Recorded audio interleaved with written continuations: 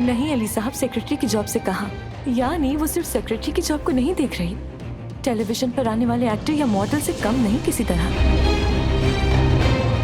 मैंने काम शुरू कर दिया, यकीन आया तुम्हें? आज ही इंटरव्यू हुआ और आज ही नौकरी हो गई। बहुत भरोसा है ना उस पर, जल्दी जान लो कि उसे। तुम उसके बारे में ऐसा क्यों कह रहे हो? तुम उसके बारे में कुछ भी नहीं जानती हो। मुझे उसी ने कहा कि यहाँ काम करना तुम्हारा ख्वाब है और तुम्हें कोई छोटी नौकरी नहीं करनी, तुम्हें तो मॉडल बनना है। टेलीविजन पर लोग तुम्हें देखें और वो लोग दिल में तुमसे मिलने की ख्वाहिश रखें। तुम्हारी जिंदगी में मेरी क्या अहमियत है? उसका एहसान लिया जो तुम्हारे खिलाफ साजिशें करती फिरती है।